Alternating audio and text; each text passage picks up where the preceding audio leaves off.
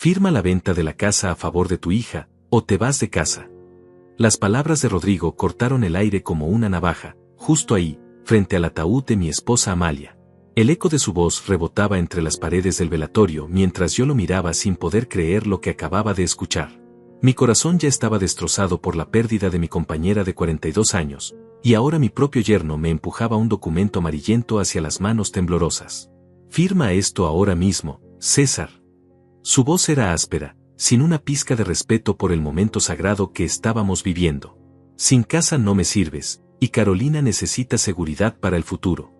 Carolina, mi única hija, estaba parada al lado del féretro de su madre, pero en lugar de consolarme, me miraba con esos ojos urgentes que conocía tan bien. Papá, por favor, firma rápido. Es lo mejor para todos. Sus palabras sonaban mecánicas, ensayadas, como si hubiera practicado esta escena 1000 veces en su cabeza. Yo permanecía inmóvil, con el documento temblando entre mis dedos. El olor a flores marchitas se mezclaba con mi propio sudor frío. Las velas parpadeaban débilmente, proyectando sombras danzantes sobre el rostro sereno de Amalia. 42 años de matrimonio, de sacrificios, de construir juntos esa casa que ahora querían arrebatarme en el momento más doloroso de mi vida. ¿En serio?, murmuré, mi voz apenas un susurro quebrado. ¿Aquí?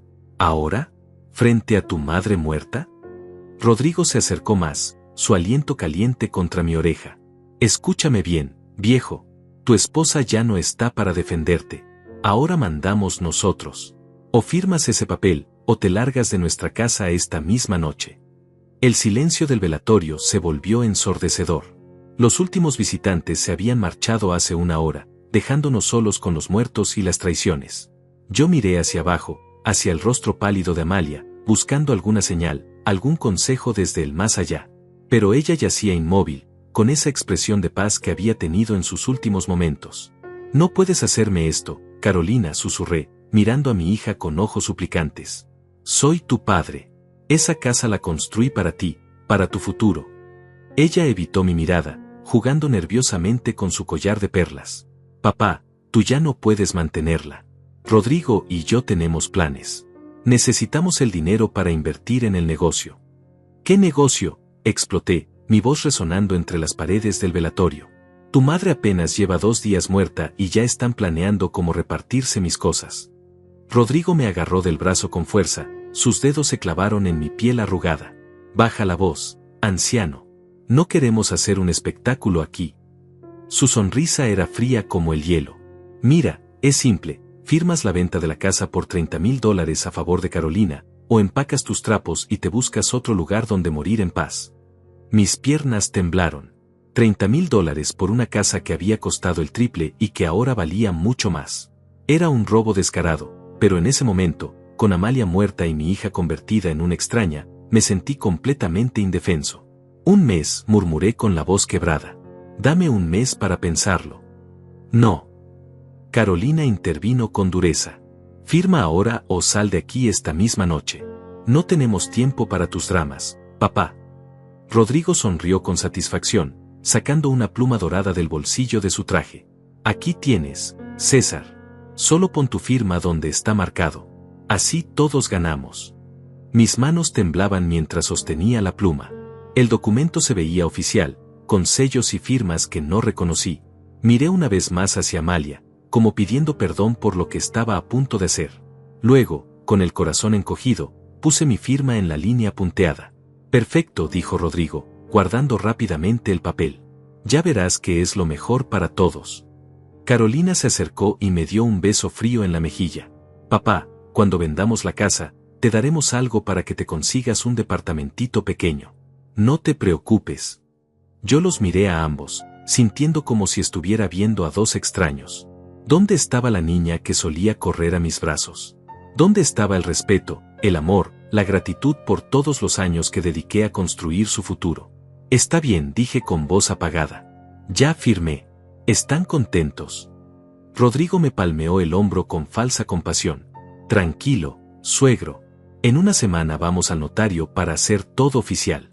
Mientras tanto, puedes quedarte en casa. Considera esto como tu periodo de transición.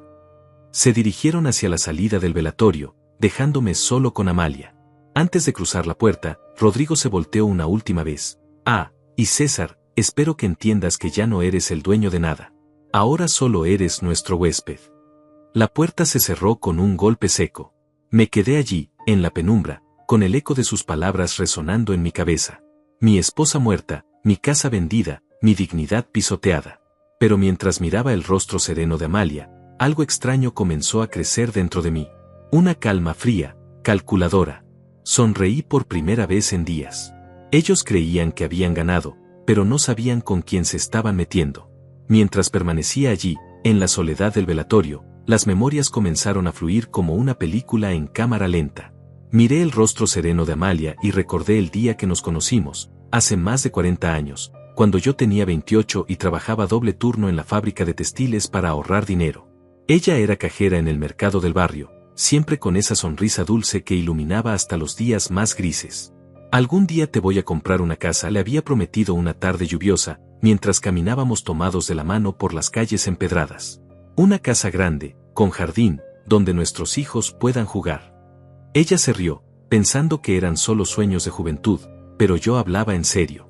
Cuando Carolina nació, 3 años después de casarnos, yo ya trabajaba en 3 empleos diferentes. De lunes a viernes en la fábrica, los sábados cargando camiones en el mercado mayorista, y los domingos haciendo reparaciones menores en casas del vecindario. Amalia me esperaba despierta cada noche, sin importar lo tarde que llegara, con la cena caliente y esa mirada de amor incondicional que nunca, jamás, me reclamó nada. César, te vas a enfermar trabajando así, me decía mientras me masajeaba los hombros doloridos. Carolina y yo no necesitamos tanto. Pero yo sí necesitaba darles todo. Cada dólar que ganaba lo guardaba religiosamente en una lata oxidada que escondía debajo de nuestro colchón. Nunca compré una cerveza para mí, nunca fui al cine, nunca me permití un solo capricho. Mi única obsesión era reunir el dinero suficiente para el enganche de esa casa que le había prometido a Amalia. 5 años me tomó juntar los primeros $10,000. Recuerdo perfectamente el día que fuimos a ver la propiedad en el barrio de San Miguel.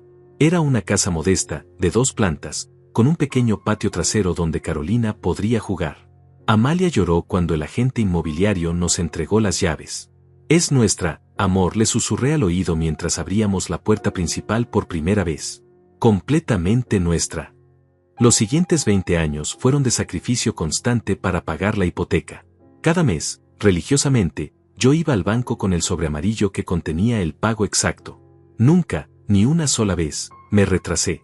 Trabajé enfermo, trabajé con fiebre, trabajé incluso el día que me lastimé la espalda cargando sacos de cemento. Amalia me rogaba que descansara, pero yo no podía permitirme perder ni un día de salario. Carolina crecía feliz en esa casa.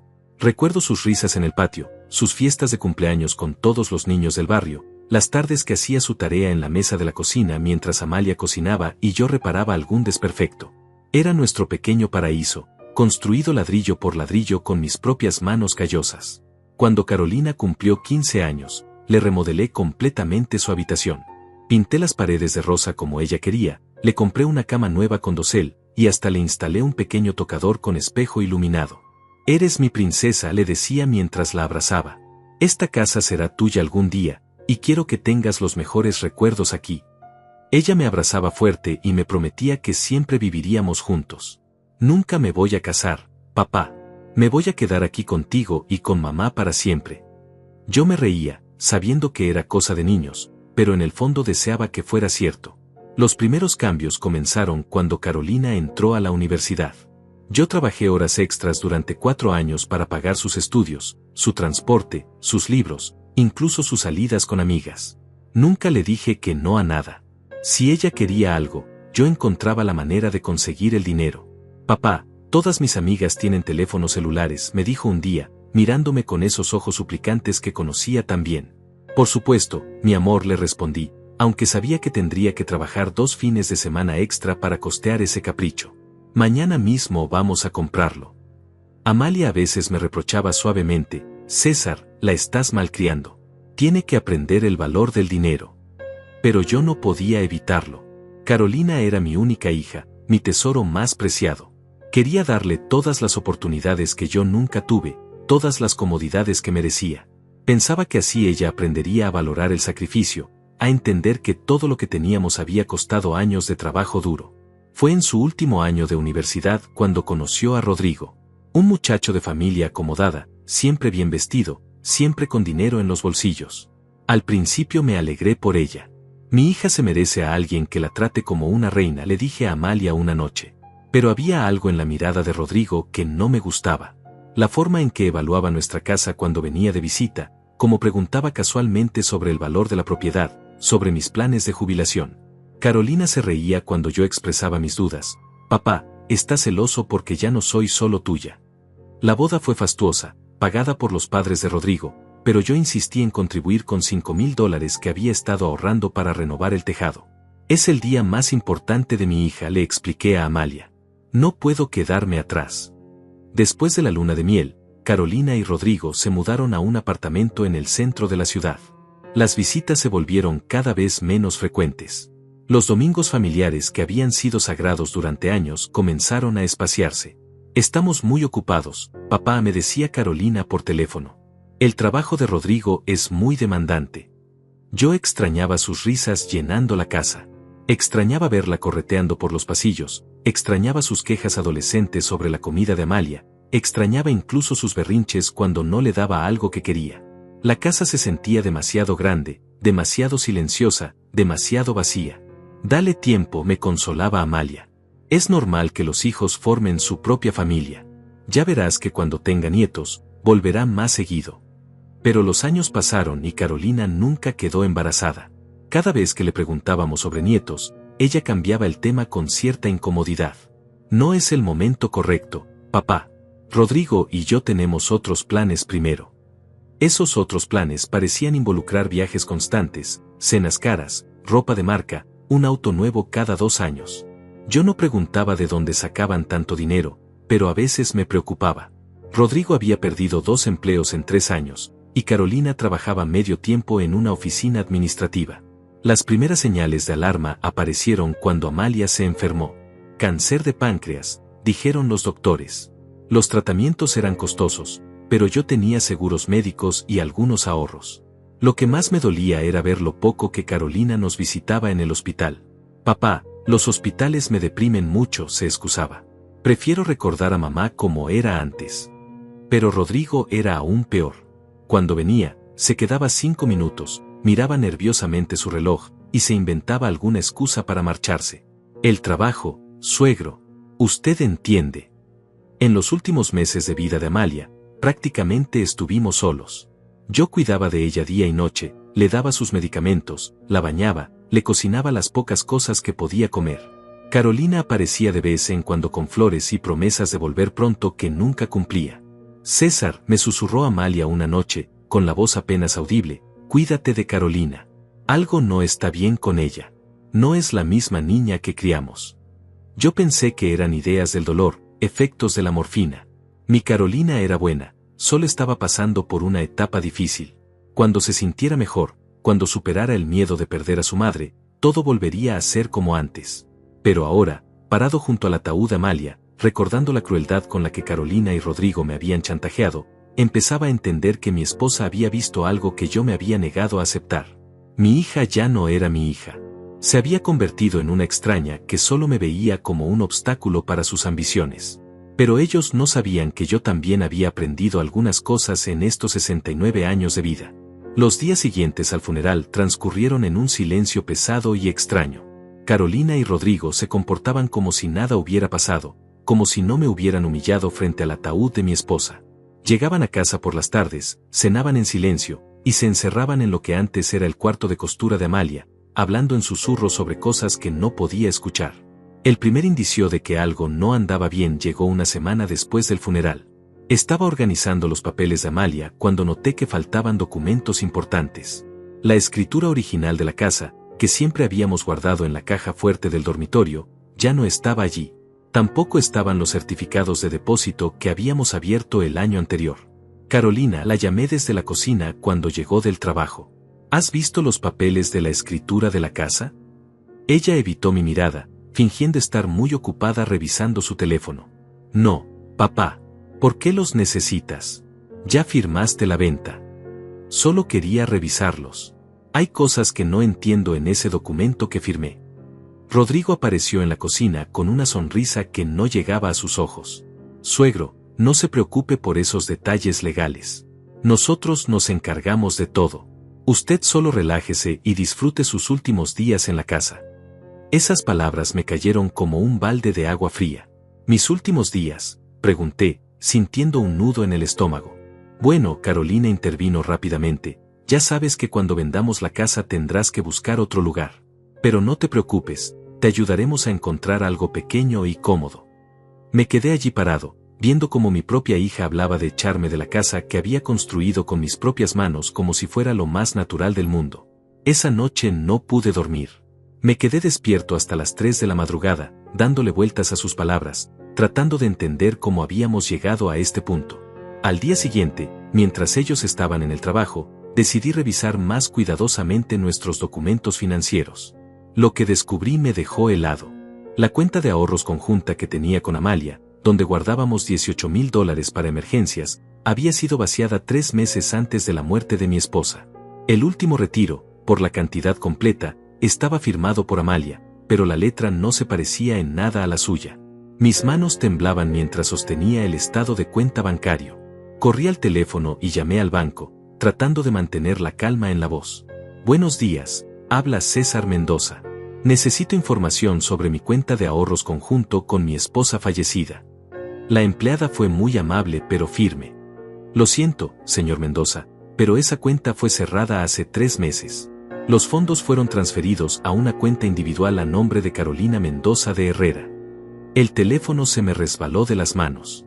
Carolina había robado nuestros ahorros mientras su madre se moría en el hospital.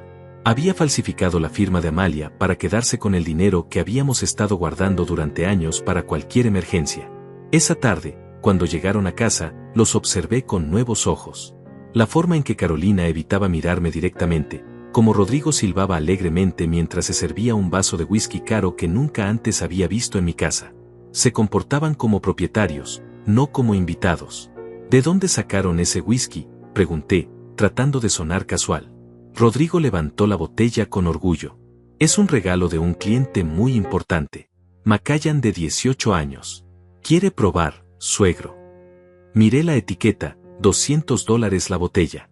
El mismo precio que yo pagaba de servicios públicos durante 2 meses. No gracias. Ya saben que no bebo. Esa noche, después de que se acostaron, bajé sigilosamente a la cocina y revisé la basura. Entre los desperdicios encontré recibos de restaurantes caros, tickets de compras en tiendas de lujo, facturas de un viaje a Miami que habían hecho el mes anterior. Todo pagado mientras Amalia agonizaba en el hospital y yo vendía mi reloj para cubrir los gastos médicos adicionales. Durante los siguientes días desarrollé una rutina silenciosa.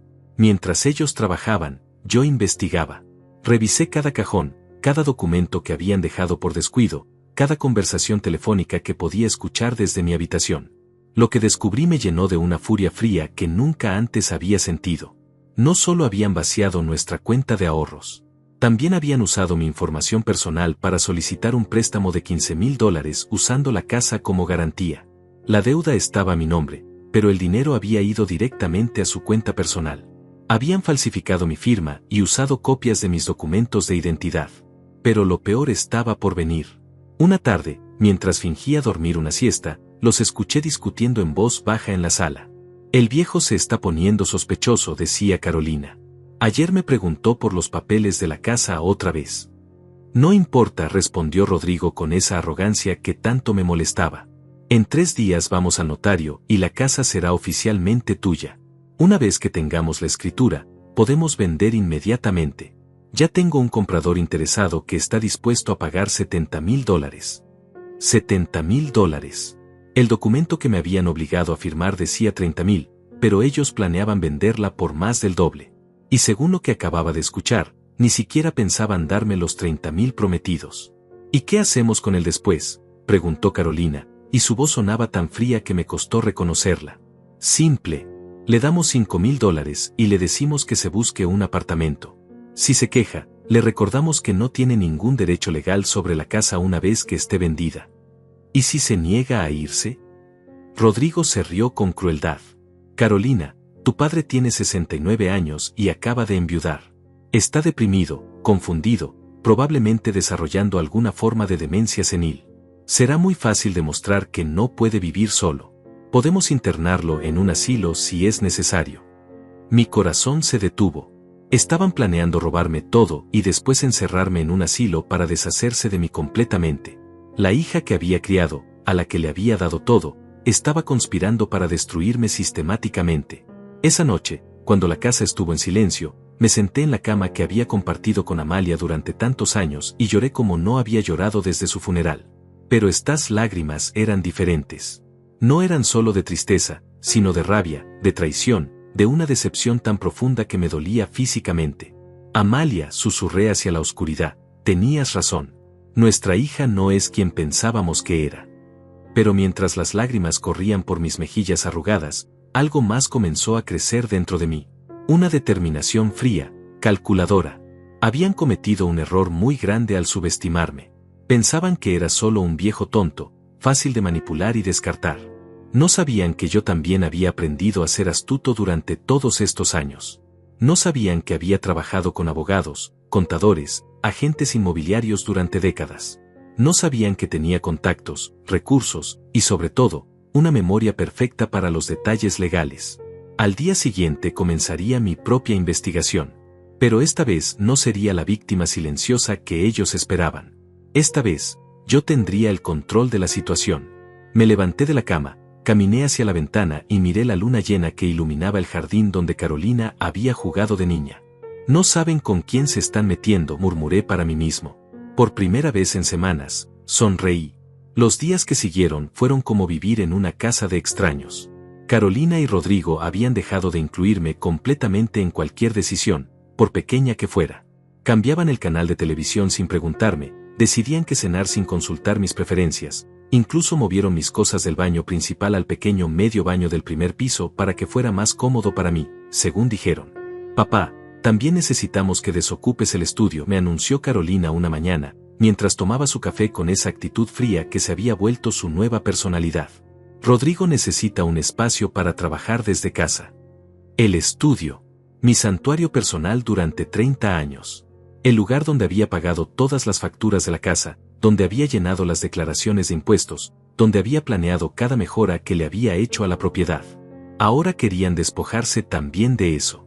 ¿Y dónde se supone que voy a poner mis cosas?, pregunté, tratando de mantener la voz estable. En tu habitación hay espacio suficiente, respondió Rodrigo sin levantar la vista de su teléfono. Además, ya no necesitas tanto espacio para papeles. Nosotros nos encargamos de todo ahora. Esa misma tarde, mientras empacaba mis documentos personales en cajas de cartón, encontré algo que me dejó sin respiración. Entre los papeles viejos descubrí una carpeta que no había visto antes, escondida detrás de unos archivadores. Contenía fotocopias de documentos que reconocí inmediatamente, mi acta de nacimiento, mi número de seguro social, estados de cuenta bancarios, incluso una copia de mi licencia de conducir. Pero lo más perturbador eran las notas manuscritas en los márgenes, escritas con la letra de Carolina. Préstamo hipotecario, 15K aprobado, cuenta ahorros, transferir antes del 15, seguro de vida, beneficiar y actualizar. Mi propia hija había estado investigando mis finanzas durante meses, planeando sistemáticamente cómo apropiarse de todo lo que tenía. En el fondo de la carpeta encontré algo que me heló la sangre, una copia de un formulario de solicitud para un asilo de ancianos, parcialmente completado con mi información personal. Habían estado investigando opciones para deshacerse de mí mucho antes de que Amalia muriera. Esa noche, durante la cena, los observé comer en silencio mientras procesaba mentalmente toda la información que había descubierto. Carolina masticaba mecánicamente su comida, revisando constantemente su teléfono. Rodrigo hablaba sobre planes para el fin de semana, sobre un amigo que había comprado una casa nueva, sobre lo caro que se estaba volviendo todo. Por cierto, César, dijo Rodrigo de repente, como si acabara de recordar algo insignificante, mañana a las 10 de la mañana tenemos cita con el notario para finalizar la transferencia de la casa. Mi tenedor se detuvo a medio camino hacia mi boca. ¿Tan pronto? No hay razón para aplazarlo más, respondió Carolina sin mirarme. Mientras antes resolvamos esto, mejor para todos. ¿Y el dinero de la venta? ¿Cuándo lo recibiré? Se miraron entre ellos con una expresión que no pude descifrar. Rodrigo carraspeó incómodo. Bueno, suegro, hay algunos gastos que hay que cubrir primero. Impuestos, comisiones del notario, algunas deudas pendientes. ¿Qué deudas pendientes?, pregunté, aunque ya sospechaba la respuesta. El préstamo que usted pidió el mes pasado, dijo Carolina con una naturalidad que me provocó náuseas. ¿Ya se le olvidó? $15,000 usando la casa como garantía. Ahí estaba. Me estaban culpando del préstamo fraudulento que ellos habían solicitado a mis espaldas. Y lo hacían con tanta convicción que por un momento dudé de mi propia memoria. Yo no recuerdo haber pedido ningún préstamo, murmuré. Rodrigo suspiró con impaciencia. César, usted ha estado muy estresado desde la muerte de Amalia. Es normal que se confunda con estas cosas. Por eso es mejor que nosotros manejemos las finanzas de ahora en adelante. Me levanté de la mesa sin terminar mi comida. Necesitaba aire fresco, necesitaba pensar con claridad. Caminé hasta el patio trasero, donde Amalia solía cultivar sus rosas, y me senté en el banco de madera que había construido para ella 5 años atrás. Las rosas estaban marchitándose. Nadie las había regado desde el funeral. Al igual que yo, las estaban dejando morir lentamente por abandono. Desde la ventana de la cocina podía escuchar fragmentos de su conversación. Está empezando a sospechar. Mañana después del notario. 5,000 máximo y que se las arregle. Cada palabra confirmaba mis peores temores. Esa noche, cuando estuvieron dormidos, hice algo que nunca pensé que haría, revisé sus pertenencias. En el bolso de Carolina encontré el documento original que me habían hecho firmar, pero ahora podía leerlo con calma y buena luz. Lo que decía era muy diferente de lo que me habían explicado. No era simplemente una venta de la casa por $30,000. Era un poder legal que le daba a Carolina control completo sobre todas mis propiedades y cuentas bancarias. En la letra pequeña, que obviamente no me habían permitido leer, decía que yo renunciaba a cualquier derecho futuro sobre la propiedad y que autorizaba a Carolina a tomar cualquier decisión financiera en mi nombre. En otras palabras, no había firmado una venta. Había firmado mi propia sentencia de muerte financiera. En el escritorio de Rodrigo encontré aún más evidencia de su traición. Correos electrónicos con agentes inmobiliarios discutiendo el precio real de venta de la casa, $85,000, no los 30 que me habían mentido. Facturas de abogados especialistas en derecho de ancianos. Incluso habían consultado con un psiquiatra sobre cómo obtener una declaración de incompetencia mental. Tenían todo planeado hasta el último detalle.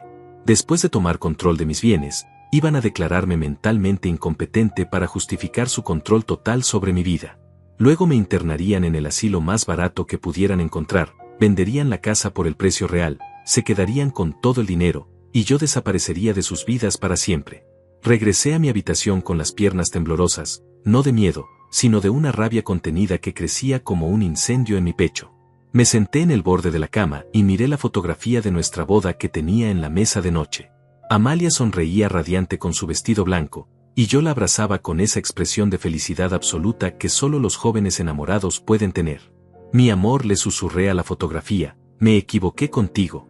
Pensé que Carolina había cambiado por la edad, por la influencia de Rodrigo, por las presiones de la vida moderna. Pero ahora veo que no es así. Ella planificó esto mientras tú te morías en el hospital. Ella robó nuestros ahorros mientras yo vendía mi reloj para pagar tus medicamentos. Las lágrimas corrían por mis mejillas, pero por primera vez no eran lágrimas de tristeza. Eran lágrimas de claridad, de aceptación de una realidad que había estado negando durante meses. Pero no van a ganar, continué hablándole a la fotografía. No sé cómo, pero voy a luchar. No por el dinero, no por la casa, sino por tu memoria. Por los 42 años que trabajamos juntos para construir algo que ellos quieren destruir en una semana. Me levanté y caminé hacia la ventana. La luna iluminaba el jardín donde Carolina había dado sus primeros pasos, donde habíamos celebrado sus cumpleaños, donde Amalia y yo habíamos soñado con ver crecer a nuestros nietos. Mañana tenía la cita con el notario. Ellos creían que era el día de su victoria final. Pero yo tenía menos de 12 horas para convertirlo en el día de su mayor error. No sabía exactamente cómo, pero iba a luchar. Y esta vez, no iba a ser la víctima silenciosa que esperaban. A las 5 de la mañana ya estaba despierto, con la mente más clara de lo que había estado en semanas. Mientras Carolina y Rodrigo dormían plácidamente en su habitación, yo me vestí en silencio y salí de la casa. Tenía 4 horas antes de la cita con el notario, y cada minuto era crucial. Mi primera parada fue la casa de mi viejo amigo Enrique, quien había sido mi compañero de trabajo en la fábrica durante 15 años antes de convertirse en contador público. A pesar de la hora temprana, él me recibió con café caliente y esa sonrisa amable que siempre había tenido. César, hermano, te ves terrible, me dijo mientras me servía una taza humeante. ¿Qué está pasando? Le conté todo. Cada detalle, cada documento fraudulento, cada conversación que había escuchado a escondidas. Enrique me escuchó en silencio, tomando notas ocasionales, su rostro volviéndose cada vez más serio. Esto es fraude agravado, murmuró cuando terminé mi relato. Falsificación de documentos, apropiación indebida, abuso financiero de personas mayores. Carolina y Rodrigo podrían ir a la cárcel por esto. No quiero mandarlos a la cárcel, le dije, sorprendiéndome de mis propias palabras. Solo quiero proteger lo que Amalia y yo construimos juntos. Enrique asintió comprensivamente. Entiendo. Pero necesitas actuar rápido. Si firman esos documentos hoy en el notario, será mucho más difícil revertir el proceso. Me explicó que tenía opciones legales. Podía denunciar el fraude inmediatamente, presentar evidencia de que mi firma había sido obtenida bajo coerción y engaño, y solicitar una orden judicial para congelar cualquier transacción relacionada con mi propiedad. Pero hay algo más efectivo que podemos hacer, agregó con una sonrisa astuta que me recordó por qué habíamos sido tan buenos amigos durante tantos años. ¿Confías en mí? Sin dudarlo, le dije que sí. Enrique hizo una llamada telefónica, habló en voz baja durante varios minutos, y luego colgó con expresión satisfecha. Mi primo Francisco es notario público, y también especialista en derecho inmobiliario. Él va a estar presente en tu cita de hoy, oficialmente como observador independiente, pero extraoficialmente, va a documentar cualquier irregularidad que observe. A las 7 de la mañana, Enrique y yo visitamos al banco donde Amalia y yo habíamos tenido nuestras cuentas durante más de 20 años. La gerente, Beatriz, nos conocía personalmente y se mostró muy preocupada cuando le expliqué la situación. Señor César, tengo malas noticias, me dijo después de revisar mis archivos en la computadora. Ayer por la tarde recibimos una solicitud para transferir los fondos de su cuenta de pensión a una cuenta conjunta con su hija. La orden está programada para ejecutarse automáticamente esta mañana a las 9. Mi cuenta de pensión. $8,000 que representaban todos mis ahorros para emergencias médicas. Era lo único que me quedaba, y ellos habían planeado robármelo también. ¿Puedo cancelar esa transferencia?, pregunté, tratando de mantener la calma. Sí, pero necesito que firme algunos documentos ahora mismo. Y voy a requerir 2 formas de identificación para verificar que realmente es usted quien está haciendo esta solicitud. Mientras firmaba los papeles de cancelación, Beatriz me explicó que también podía congelar todas mis cuentas hasta resolver la situación legal. Es un procedimiento estándar cuando sospechamos fraude, me dijo con una mirada comprensiva. Enrique sugirió que también solicitáramos una copia certificada de todos los movimientos financieros de los últimos 6 meses. Cuando llegaron los documentos, la evidencia era abrumadora. Carolina y Rodrigo habían estado vaciando sistemáticamente todas mis cuentas durante meses. A las 8:30, Enrique y yo nos dirigimos a las oficinas del notario. Francisco, su primo, ya estaba allí esperándonos. Era un hombre mayor, de aspecto serio, con esos ojos sharp que solo desarrollan los profesionales experimentados. César, me dijo después de escuchar mi historia, lo que tu hija y su esposo están haciendo es técnicamente legal si tú firmaste ese poder voluntariamente. Pero si puedo demostrar que hubo coerción, engaño, o aprovechamiento de tu estado emocional vulnerable, puedo invalidar todo el proceso. Me explicó que había revisado los documentos que me habían hecho firmar, y había encontrado varias irregularidades técnicas que podrían anular la transacción. Pero necesito que actúes como si no supieras nada. Déjalos que procedan con su plan, y yo me encargaré del resto. A las 9:40 llegaron Carolina y Rodrigo. Se veían confiados, relajados, incluso felices. Carolina llevaba un vestido nuevo que probablemente había costado más de lo que yo gastaba en comida durante un mes. Rodrigo lucía un traje elegante y un reloj dorado que nunca antes le había visto. Papá, llegas temprano, me dijo Carolina con una sonrisa que no llegaba a sus ojos. ¿Dormiste bien? Como un bebé, mentí, observando cómo intercambiaron una mirada de satisfacción. El notario oficial, un hombre joven que claramente no tenía mucha experiencia, comenzó a explicar los procedimientos. Pero Francisco intervino educadamente, presentándose como notario supervisor enviado por el colegio profesional para observar y validar transacciones de alto valor. Pude ver cómo Rodrigo se puso nervioso inmediatamente. ¿Es eso necesario?, preguntó. Pensé que era un procedimiento simple. Es completamente rutinario, respondió Francisco con autoridad profesional. Especialmente cuando involucra transferencia de propiedades de personas mayores. Es para proteger a todas las partes involucradas. Durante los siguientes 20 minutos, Francisco hizo preguntas que claramente incomodaron a Carolina y Rodrigo. ¿Cuándo exactamente había decidido vender la casa? ¿Por qué ese precio específico cuando el valor de mercado era significativamente más alto? ¿Había recibido asesoramiento legal independiente antes de firmar? Mi papá está perfectamente capacitado para tomar sus propias decisiones, dijo Carolina con cierta irritación. No necesita que lo traten como si fuera incompetente. Por supuesto, respondió Francisco amablemente. Pero es mi responsabilidad asegurarme de que entiende completamente las implicaciones de lo que está firmando. Luego se dirigió directamente a mí. Señor César, ¿puede explicarme en sus propias palabras qué está vendiendo exactamente y por cuánto? Era mi momento. Miré directamente a los ojos de mi hija y dije con voz clara y firme, estoy vendiendo mi casa, la casa donde mi esposa y yo vivimos durante 30 años, la casa que construimos juntos con nuestro trabajo y nuestros sueños, por $30,000 a mi hija Carolina. Francisco asintió y tomó notas detalladas. ¿Y está usted consciente de que el valor de mercado actual de esta propiedad es aproximadamente $85,000? El silencio que siguió fue ensordecedor. Carolina y Rodrigo se miraron con expresiones de pánico apenas contenido. Eso no es relevante, balbuceó Rodrigo. Es una transacción familiar. Los precios de mercado no aplican. Al contrario, respondió Francisco con voz profesional pero firme. Cuando hay una diferencia tan significativa entre el precio de venta y el valor real, es mi obligación investigar si existe coerción, fraude o aprovechamiento de vulnerabilidad. Se dirigió nuevamente a mí. Señor César, ¿alguien lo presionó para vender su casa? ¿Se siente completamente libre de tomar esta decisión?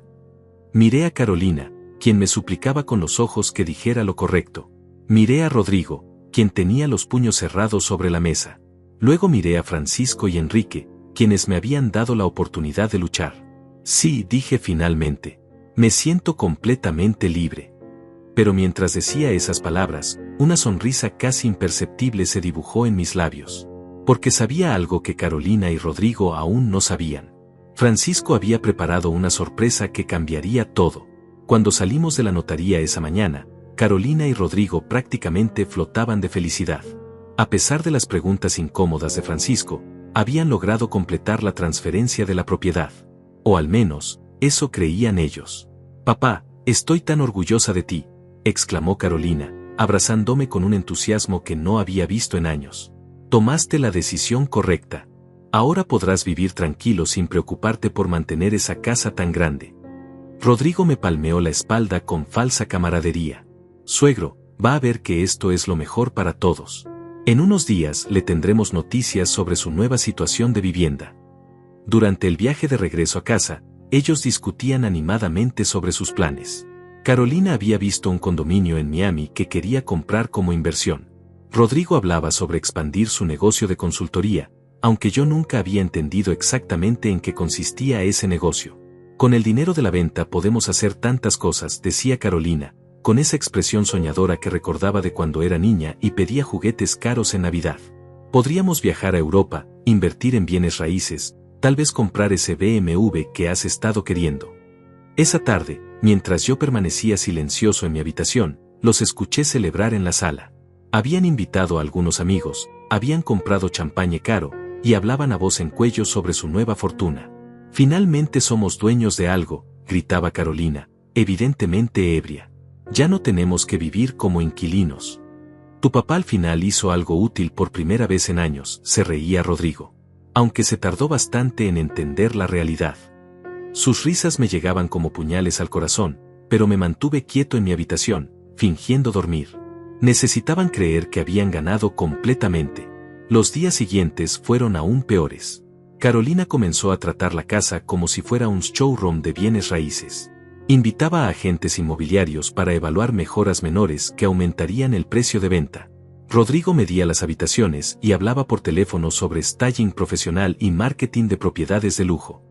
Papá, Hemos decidido que vamos a remodelar la cocina antes de vender, me anunció Carolina una mañana, mientras tomaba café en una taza nueva de porcelana fina que jamás había visto antes. Va a agregar por lo menos $10,000 al valor de la propiedad. ¿Con qué dinero van a remodelar?, pregunté, aunque ya conocía la respuesta. No te preocupes por esos detalles, respondió Rodrigo con condescendencia. Nosotros nos encargamos de las decisiones financieras ahora. Tú solo relájate y disfruta tus últimos días aquí. Esa misma tarde llegaron trabajadores de construcción para dar presupuestos. Hombres con herramientas y medidores que trataban mi hogar como si fuera una mercancía más. Carolina los guiaba por toda la casa, señalando qué paredes quería derribar, qué pisos quería cambiar, qué baños quería modernizar. Esta cocina está completamente anticuada, le decía a uno de los contratistas, parada exactamente en el lugar donde Amalia había cocinado miles de comidas para nuestra familia. Queremos algo moderno, con granito, electrodomésticos de acero inoxidable, todo de alta gama. Yo me quedé allí parado, invisible para ellos, recordando las mañanas en que Amalia preparaba el desayuno en esa misma cocina, cantando suavemente mientras movía los huevos revueltos que tanto me gustaban. Ahora querían destruir hasta el último vestigio de nuestros recuerdos. Pero lo que más me dolía era ver cómo Carolina documentaba todo en sus redes sociales. Tomaba fotos de cada habitación, de cada rincón de la casa, con comentarios que me partían el alma. Finalmente dueños de nuestra primera propiedad. Próximo proyecto, renovación completa. No puedo esperar a mostrarles el antes y después.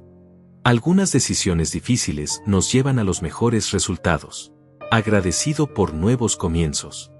La vida es demasiado corta para no perseguir tus sueños. A veces tienes que tomar decisiones difíciles para tu futuro. Los comentarios de sus amigos eran aún peores. ¡Qué emocionante! Se lo merecen tanto. Por fin vives tu mejor vida. Como si robar la casa de su padre viudo fuera algo digno de celebrar. Rodrigo también había comenzado a actuar como el señor de la casa. Reorganizó los muebles de la sala para mejorar el flujo del espacio. Cambió las cerraduras por seguridad. Incluso contrató un jardinero para mejorar el curb appeal, el mismo jardín donde Amalia había plantado sus rosas con sus propias manos.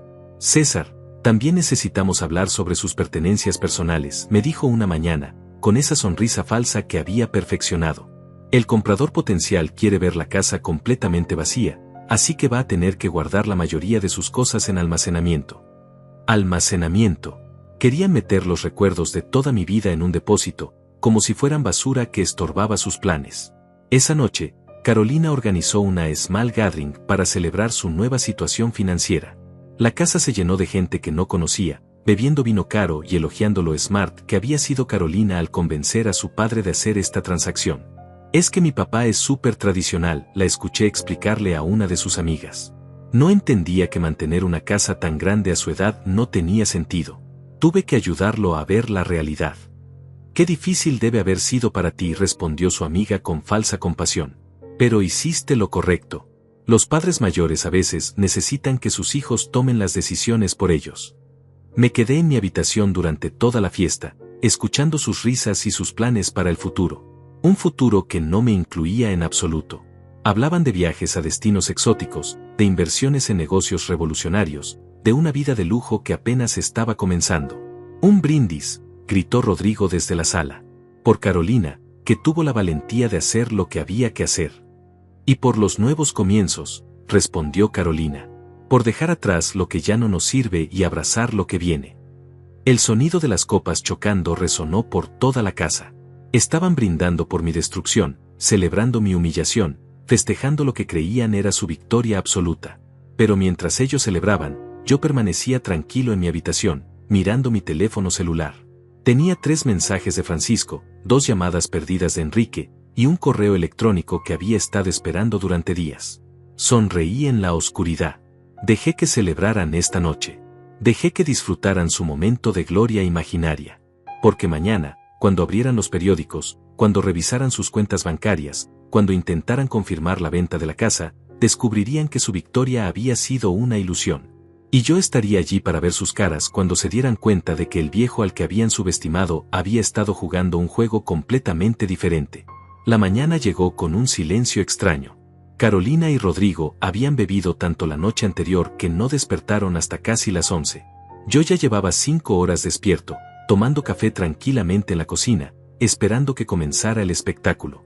El primer golpe llegó a las 11:15. El timbre sonó insistentemente, y cuando Rodrigo abrió la puerta con cara de resaca, se encontró con un hombre en traje formal que llevaba una carpeta de documentos legales. «¿Rodrigo Herrera?», preguntó el visitante con voz profesional. «Sí, soy yo. ¿Qué necesita?». «Soy el abogado Francisco Mendoza, representando a César Mendoza en una demanda civil por fraude, falsificación de documentos y apropiación indebida. Está siendo notificado oficialmente». La carpeta cayó de las manos de Rodrigo como si quemara. Carolina apareció corriendo desde el dormitorio, todavía en pijama, con el pelo revuelto y los ojos hinchados. «¿Qué está pasando?», gritó, mirándome como si fuera la primera vez que me veía realmente. Yo permanecí sentado en mi silla, sorbiendo mi café con calma. «Buenos días, hijos. ¿Durmieron bien?». Francisco el abogado continuó con voz imperturbable. «La transferencia de propiedad realizada ayer ha sido invalidada por orden judicial. Se encontraron evidencias de coerción, fraude documental y aprovechamiento de persona vulnerable. Todos los documentos firmados son legalmente nulos». «Eso es imposible», gritó Rodrigo, su cara enrojeciendo de furia. «El viejo firmó voluntariamente. Tenemos testigos». «Sí, efectivamente tienen testigos», respondió Francisco con una sonrisa helada. «El notario Francisco Mendoza, mi primo, documentó cada irregularidad del proceso. Coerción emocional durante un momento de vulnerabilidad extrema, información falsa sobre el valor de la propiedad, y aprovechamiento del estado de duelo del señor César». Carolina se acercó a mí, temblando de rabia. «Papá, ¿cómo pudiste hacernos esto? Somos tu familia». La miré directamente a los ojos, con una frialdad que no sabía que podía sentir hacia mi propia hija. «¿Familia?», pregunté suavemente. «¿Llamas familia a robar los ahorros de tus padres mientras tu madre se moría en el hospital?».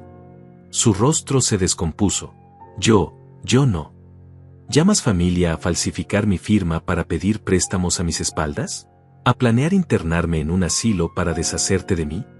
Francisco continuó su trabajo con eficiencia profesional. «Además de la invalidación de la transferencia, hemos congelado todas las cuentas bancarias involucradas en transacciones fraudulentas. El dinero robado de las cuentas de ahorro del señor César debe ser devuelto inmediatamente». «¿Qué dinero?», mintió Carolina descaradamente. «Nosotros no hemos robado nada». Saqué una carpeta de documentos de debajo de mi periódico. «Los $18,000 de mi cuenta de ahorros conjunta con tu madre. Los $5,000 de mi cuenta de emergencias médicas. Los $15,000 del préstamo fraudulento que pidieron a mi nombre». Cada cifra que mencionaba era como una bofetada. Rodrigo trataba de mantener la compostura, pero podía ver cómo su mundo se desmoronaba con cada palabra. «Todo está documentado», continué con voz pausada. «Estados de cuenta, firmas falsificadas, conversaciones grabadas». «¿Conversaciones grabadas?», preguntó Carolina con voz quebrada. Saqué mi teléfono celular y reproduje una grabación clara y nítida, la voz de Rodrigo diciendo: «Le damos $5,000 y le decimos que se busque un apartamento. Si se queja, le recordamos que no tiene ningún derecho legal sobre la casa». Luego la voz de Carolina: «¿Y si se niega a irse?». Y nuevamente Rodrigo: «Podemos internarlo en un asilo si es necesario». El silencio que siguió fue absoluto. Carolina se dejó caer en una silla, con la cara entre las manos. Rodrigo miraba el teléfono como si fuera una serpiente venenosa. «Durante semanas ustedes creyeron que era un viejo tonto», dije, guardando el teléfono con calma. «Pensaron que podían manipularme, robarme y descartarme como basura. Pero se olvidaron de algo importante». Me levanté lentamente, sintiendo una fuerza que no había experimentado en meses. «Se olvidaron de que yo construí esta vida desde cero. Que trabajé con abogados, contadores, banqueros durante décadas. Que tengo amigos, contactos, recursos que ustedes ni siquiera imaginan». Francisco cerró su carpeta con autoridad. «Señor César, ¿desea proceder con los cargos criminales?». Carolina me miró con los ojos llenos de lágrimas. «Papá, por favor, soy tu hija. Podemos arreglar esto. Fue idea de Rodrigo, yo solo». «No», la interrumpí con voz firme. «No vas a culpar a tu esposo de algo que planificaron juntos durante meses. No vas a mentirme más». Me dirigí hacia Francisco. «Quiero que procedan con todos los cargos. Fraude, falsificación, robo, abuso financiero de personas mayores. Todo. No puedes hacernos esto, gritó Rodrigo, perdiendo finalmente la compostura. Somos tu familia. Toda nuestra vida se va a arruinar. Me volteé hacia él con una sonrisa que helaba la sangre. ¿Su vida se va a arruinar? ¿Cómo ustedes arruinaron la mía cuando me chantajearon frente al ataúd de mi esposa? Pero papá, suplicó Carolina, pensamos que era lo mejor para todos. La casa es muy grande para ti solo, el dinero. El dinero que robaron ya lo gastaron, la interrumpí. Los $20,000 en viajes, ropa cara, restaurantes, champaña. Mientras yo comía frijoles y arroz para ahorrar en los gastos médicos de su madre. Francisco consultó su reloj. Señor César, tenemos una cita en la estación de policía a las 2 de la tarde para presentar formalmente los cargos. ¿Está listo? Asentí con determinación. Completamente listo. Carolina se arrodilló frente a mí, algo que no había hecho desde que era una niña pequeña. Papá, por favor, perdónanos. Devolvemos todo, nos vamos de la casa, nunca más te molestamos. Pero no nos mandes a la cárcel. La miré arrodillada allí, suplicando, y por un momento sentí algo parecido a la compasión. Pero luego recordé su risa la noche anterior, celebrando mi humillación. Recordé cómo había planeado robarme mientras su madre agonizaba. Recordé su frialdad cuando me dijeron que me fuera de mi propia casa. Carolina, dije con voz suave pero implacable, cuando tu madre estaba muriendo, ella me dijo algo que no quise escuchar. Me dijo que tuvieras cuidado contigo, que algo no estaba bien. Yo no le hice caso porque pensé que eran efectos de la morfina. Me acerqué a ella, todavía arrodillada en el suelo. Pero ella tenía razón. Tú ya no eres mi hija. Mi hija murió el día que decidiste robar a sus propios padres. Me dirigí hacia la puerta, donde Francisco me esperaba. Vámonos. Tengo una denuncia que presentar. Cuando salimos de la casa, pude escuchar los gritos y llantos detrás de nosotros. Pero por primera vez en meses, no sentí dolor al escucharlos. Solo sentí una profunda, satisfactoria sensación de justicia. Los siguientes días fueron como ver un castillo de naipes derrumbarse en cámara lenta. Carolina y Rodrigo habían salido de la casa esa misma tarde, después de que los policías llegaran para tomarles declaración y confiscar documentos como evidencia. Los vi empacar sus pertenencias con movimientos frenéticos, susurrándose cosas entre ellos, mirándome de vez en cuando con una mezcla de odio y desesperación que me resultaba completamente ajena. Esto no va a terminar aquí, viejo, me había gritado Rodrigo desde la puerta, cargando la última maleta. Vas a pagar por esto. Nadie trata así a su propia familia. Yo permanecí sentado en mi sillón, el mismo donde había visto crecer a Carolina durante tantos años, y simplemente asentí. Tienes razón, le dije con calma. Nadie debe tratar así a su familia. Por eso están enfrentando las consecuencias. La primera semana después de su partida fue extrañamente tranquila. La casa se sintió enorme y silenciosa, pero por primera vez en meses, era una quietud pacífica. No había susurros conspiratorios, no había miradas de desprecio, no había esa tensión constante de vivir con enemigos disfrazados de familia. Francisco me mantenía informado sobre los procedimientos legales. Los cargos habían sido presentados formalmente: fraude agravado, falsificación de documentos, robo con agravantes y abuso financiero de personas mayores. La evidencia era tan abrumadora que el fiscal del distrito había decidido proceder inmediatamente. Sus abogados están tratando de negociar, me informó Francisco durante una de nuestras reuniones. Ofrecen devolver todo el dinero robado y aceptar servicio comunitario en lugar de prisión. ¿Y qué opinas?, le pregunté. Que es una oferta desesperada, respondió con una sonrisa. La evidencia que tenemos es irrefutable. Las grabaciones, los documentos falsificados, los testimonios bancarios. Van a la cárcel, César. No hay duda. Pero yo subestimé la capacidad de Carolina para manipular la situación. Al 10º día después de su salida, comenzaron las llamadas telefónicas. La primera llegó a las 6 de la mañana. El teléfono sonó insistentemente hasta que contesté, esperando alguna emergencia. Papá. La voz de Carolina sonaba quebrada, desesperada. Papá, por favor, necesito hablar contigo. Ya no tenemos nada de qué hablar, Carolina. Papá, estoy embarazada. Las palabras me golpearon como un martillo. Permanecí en silencio durante largos segundos, procesando lo que acababa de escuchar. Embarazada, repetí finalmente. Sí, papá. De 3 meses. Acabamos de enterarnos.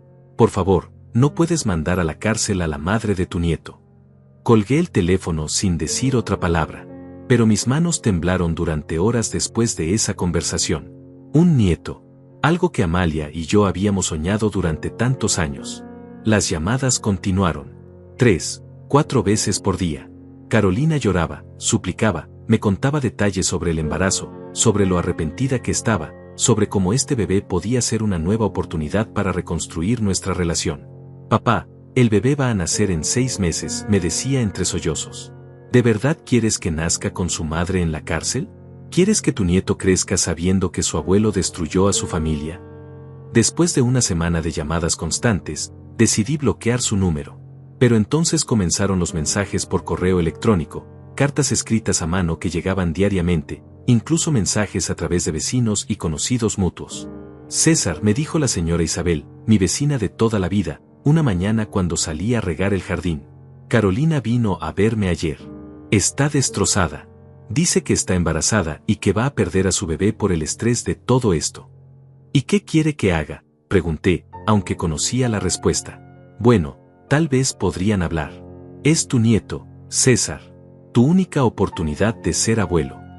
Esa noche, por primera vez en semanas, no pude dormir. Me quedé despierto mirando el techo, imaginando a un bebé, a Amalia cargando a su nieto, a Carolina siendo madre. ¿Era posible que el embarazo la cambiara? ¿Que la maternidad la hiciera recordar quién había sido antes? Pero entonces recordé las palabras de Rodrigo en el velatorio: sin casa no me sirves. Recordé la frialdad de Carolina mientras me presionaba para firmar los documentos frente al ataúd de su madre. Recordé años de desprecio disfrazado de preocupación filial. Al mes siguiente, la presión social se intensificó. Familiares lejanos que no había visto en años comenzaron a llamarme, todos con el mismo mensaje: César, tienes que perdonarlos. Es tu familia. Los niños necesitan a sus padres. ¿Sabes lo que hicieron?, les preguntaba. Sí, pero la venganza no es cristiana, me respondían. Además, Carolina está embarazada. Piensa en el bebé. El bebé. Todo volvía siempre al bebé. Francisco me advirtió que era una táctica calculada. He visto esto antes, César. Usan el embarazo como escudo emocional. ¿Pero realmente crees que van a cambiar? ¿O solo están tratando de evitar las consecuencias de sus actos? Una tarde, 2 meses después de los cargos, Carolina apareció en mi puerta. Estaba visiblemente embarazada, con un vestido que acentuaba su vientre, lágrimas corriendo por su rostro maquillado para verse más vulnerable. Papá, por favor, solo 5 minutos, me suplicó desde el otro lado de la puerta. Es tu nieto. Tiene derecho a conocer a su abuelo. Abrí la puerta y la dejé entrar. Se veía demacrada, más delgada excepto por el vientre abultado. Sus ojos tenían círculos oscuros, y su ropa, aunque nueva, no tenía la elegancia de antes. ¿Dónde está Rodrigo?, pregunté. En casa de su madre. Sus padres nos prestaron dinero para los abogados, pero ya no nos quieren en su casa. Se sentó en el sofá con dificultad. Papá, estamos viviendo en un apartamento horrible. Ni siquiera tengo dinero para vitaminas prenatales. ¿Y el dinero que robaron? Se acabó, admitió, bajando la mirada. Los viajes, la ropa, las fiestas, no pensamos que esto pasaría. Se acercó a mí y tomó mi mano con las suyas, frías y temblorosas. Papá, sé que te lastimé. Sé que traicioné tu confianza y la memoria de mamá. Pero este bebé es inocente. Es tu sangre, la sangre de mamá. ¿Realmente vas a castigar a un niño por los errores de su madre? Por un momento, sentí esa familiar sensación de ternura que había sentido por ella durante tantos años. La niña que había construido castillos de arena conmigo, que había llorado en mis brazos cuando se lastimaba, que me había prometido que nunca se casaría para quedarse siempre conmigo. Pero entonces miré a mi alrededor. Miré la casa que ella había querido vender, el jardín donde Amalia había plantado sus rosas y que ella había querido destruir, las fotografías familiares que había tratado de empacar como basura. Carolina, dije finalmente, liberando mi mano de las suyas, si realmente te importara este bebé, habrías pensado en él antes de cometer los crímenes. Habrías pensado en darle una madre con honor, con valores, con integridad. Papá, puedo cambiar. El bebé me está cambiando ya. ¿Cómo cambiaste cuando te casaste? ¿Cómo cambiaste cuando tu madre se enfermó? ¿Cómo cambiaste cuando me quedé viudo? Sus lágrimas se intensificaron. Esta vez es diferente. Ser madre es diferente. Me levanté y caminé hacia la ventana, mirando el jardín donde ella había jugado de niña. ¿Sabes lo que más me duele, Carolina? No es el dinero que robaron. No es la casa que quisieron quitarme. Es que traicionaron la memoria de tu madre. Mamá habría entendido. No, grité, volteándome hacia ella con una furia que me sorprendió a mí mismo. Tu madre murió trabajando, sacrificándose, creyendo que había criado una hija con valores. Murió pensando que había salido buena persona. Y ustedes mancharon esa paz que se llevó a la tumba. Carolina se levantó con dificultad, llevándose las manos al vientre. Papá, el estrés no es bueno para el bebé. Entonces vete, le dije con una calma helada que me asustó incluso a mí. Vete y enfrenta las consecuencias de lo que hiciste, como adulta, como futura madre, como la persona que decidiste ser. Caminé hacia la puerta y la abrí. Y Carolina, no vuelvas más. Si realmente amas a ese bebé, dale la oportunidad de crecer sin conocer el tipo de persona que es su madre. Se fue llorando, gritándome desde la calle que me arrepentiría, que el bebé me necesitaría algún día, que la sangre es más fuerte que el orgullo. Cerré la puerta y me quedé allí parado durante largos minutos. Por primera vez en meses, la casa estuvo completamente silenciosa. Esa noche, Francisco me llamó con noticias. César, el juicio está programado para la próxima semana. Sus abogados hicieron una última oferta, confesión de culpabilidad, devolución total del dinero robado, y 2 años de libertad condicional sin tiempo en prisión. ¿Y si no aceptan? 5 a 7 años de cárcel, cada uno. Miré la fotografía de Amalia en la mesa de noche. Su sonrisa serena parecía transmitirme paz, como si me estuviera diciendo que hiciera lo correcto. Que enfrenten al juez, dije finalmente. Que un jurado decida su destino. Yo ya tomé mi decisión. Colgué el teléfono y me dirigí hacia la cocina para prepararme una cena simple. Por primera vez en años, iba a cenar solo en mi propia casa, sin miedo, sin tensión, sin traición. Y por primera vez en mucho tiempo, esa soledad se sintió como libertad. 6 meses después del juicio, me despertaba cada mañana con una sensación que había olvidado que existía: paz. Carolina y Rodrigo habían sido condenados a 4 años de prisión cada uno, con posibilidad de libertad condicional después de 2 años si mostraban buena conducta y devolvían completamente el dinero robado. El juez había sido particularmente duro en su sentencia, llamando su comportamiento una traición despreciable a los valores familiares más básicos. Mi casa había vuelto a ser mía. Pero más importante que eso, yo había vuelto a ser mío. Las primeras semanas después del juicio fueron difíciles. Los vecinos me miraban con una mezcla de respeto y lástima. Algunos pensaban que había hecho lo correcto, otros murmuraban que había sido demasiado duro con mi propia hija. Pero yo había aprendido a no vivir para las opiniones de otros. Enrique venía a visitarme regularmente, trayendo café de la panadería del barrio y esas conversaciones tranquilas que solo pueden tener 2 hombres que han vivido lo suficiente para entender que la vida es más compleja de lo que parece. ¿Te arrepientes de algo?, me preguntó una tarde lluviosa, mientras tomábamos café en la cocina. Pensé durante largos minutos antes de responder. Me arrepiento de no haber visto quién era realmente Carolina antes de que muriera Amalia. Me arrepiento de haberla malcriado tanto que creyó que el mundo le debía todo. Pero no me arrepiento de haber defendido lo que Amalia y yo construimos juntos. ¿Y el nieto? Esa era la pregunta que más me dolía. Carolina había dado a luz 3 meses después del juicio, mientras estaba en prisión. Un niño sano, según las pocas noticias que llegaban hasta mí a través de conocidos mutuos. Los padres de Rodrigo se habían hecho cargo del bebé temporalmente. El niño es inocente, admití. Pero también es inocente de tener que cargar con el peso de los crímenes de sus padres. Tal vez sea mejor para él crecer sin conocer esta historia. La verdad era más complicada. Había noches en que me despertaba pensando en ese bebé, preguntándome si tendría los ojos de Carolina cuando era pequeña, si sonreiría como Amalia, si algún día querría conocer la historia de su abuelo. Pero había tomado mi decisión, y las decisiones tienen consecuencias para todos. Había empezado a llenar mis días con rutinas nuevas. Por las mañanas, regaba el jardín y hablaba con las rosas de Amalia, contándole sobre mi día anterior, sobre las noticias que había visto, sobre los pequeños proyectos que tenía planeados para la casa. Por las tardes, leía libros que había comprado pero nunca había tenido tiempo de abrir, o trabajaba en reparaciones menores que había estado posponiendo durante años. Los fines de semana visitaba el cementerio. Le llevaba flores frescas a Amalia y me sentaba junto a su tumba durante horas, a veces hablando, a veces simplemente disfrutando de su presencia silenciosa. «Hice lo correcto, ¿verdad?», le preguntaba a su lápida. «Sé que te duele que Carolina esté en prisión, pero no podía permitir que nos faltaran al respeto así». El viento movía las hojas de los árboles cercanos, y yo elegía interpretar eso como su respuesta. Amalia siempre había sido práctica, directa. Si estuviera viva, habría sido la primera en confrontar a Carolina sobre el robo. No habría tolerado la traición más que yo. Una tarde de marzo, mientras podaba los rosales del patio trasero, sonó el timbre de la puerta. Al abrir me encontré con una mujer mayor, elegantemente vestida, que cargaba a un bebé en brazos. «¿Señor César?», preguntó con voz suave. «Soy Beatriz Herrera, la madre de Rodrigo». Mi corazón se aceleró inmediatamente. El bebé en sus brazos tenía los ojos grandes y oscuros, el cabello rizado, y esa expresión de curiosidad inocente que me recordó dolorosamente a Carolina cuando era pequeña. «¿Qué necesita?», pregunté, tratando de mantener la voz estable.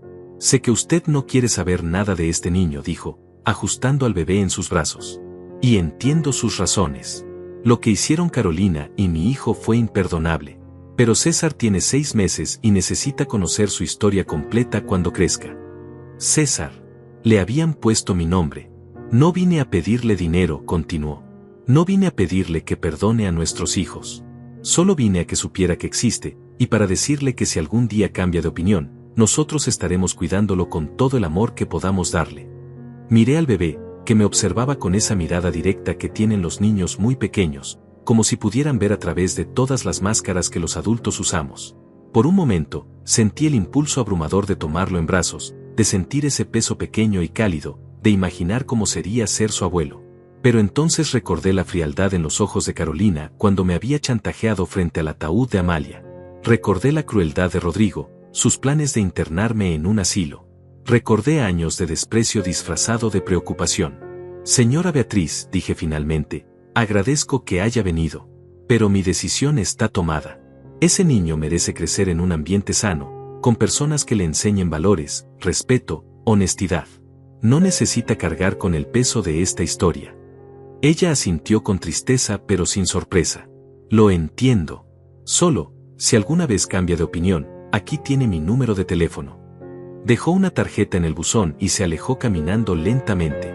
Yo me quedé en la puerta, viendo cómo se iba, llevándose consigo la última conexión que me quedaba con la familia que había perdido. Esa noche, sentado en mi sillón favorito, miré la tarjeta durante horas. Era simple, blanca, con un nombre y un número de teléfono.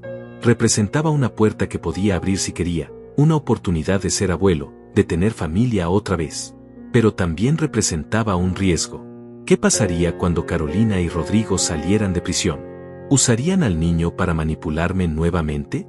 ¿Aprenderían de sus errores o simplemente desarrollarían estrategias más sofisticadas? Al final, puse la tarjeta en el cajón de mi escritorio, junto con otros documentos importantes. No la tiré, pero tampoco la usé.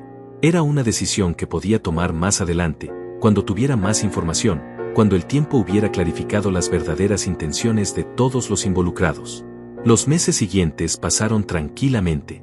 Establecí una rutina que me daba satisfacción: levantarme temprano, desayunar mientras leía las noticias, trabajar en el jardín, almorzar algo simple, leer durante las tardes, cenar viendo televisión, acostarme temprano. Era una vida simple, pero era mía. Francisco me visitaba ocasionalmente para actualizarme sobre el caso. Carolina y Rodrigo estaban cumpliendo su sentencia sin problemas, participando en programas de rehabilitación, trabajando en las instalaciones penitenciarias. Sus abogados habían dejado de contactarme. ¿Han devuelto el dinero?, pregunté durante una de sus visitas. Parcialmente. Han pagado $12,000 hasta ahora. Les quedan $26,000 por devolver. ¿Y cómo conseguirán tanto dinero desde la prisión? Francisco sonrió con ironía. Rodrigo está trabajando en la lavandería, ganando 50 centavos por hora. Carolina está en la cocina, ganando un poco más. A ese ritmo, van a necesitar décadas para pagar la deuda completa. Me quedé pensando en eso. Décadas. Tal vez toda su vida pagando por unos meses de lujo robado. Había una justicia poética en eso que Amalia habría apreciado. Una noche de noviembre, exactamente un año después de la muerte de Amalia, estaba organizando sus cosas cuando encontré una carta que nunca había visto antes, escondida entre las páginas de su libro de recetas favorito. Para César, cuando esté listo para leerla, decía en el sobre, escrito con su letra familiar. Con las manos temblorosas, abrí la carta. Mi amor querido, comenzaba, si estás leyendo esto, significa que ya no estoy contigo. Sé que Carolina te va a dar problemas después de mi muerte. No es maldad, es debilidad. Nunca aprendió a valorar lo que tenía porque siempre se lo dimos demasiado fácil. Continué leyendo con lágrimas corriendo por mis mejillas. No te sientas culpable por defender lo que construimos juntos. No te sientas culpable por poner límites. A veces el amor verdadero significa decir no, significa dejar que las personas enfrenten las consecuencias de sus decisiones. La carta continuaba durante 2 páginas más, llena de consejos, de amor, de esa sabiduría práctica que Amalia siempre había tenido. Terminaba con las palabras que más necesitaba escuchar. Vive tu vida con dignidad, César.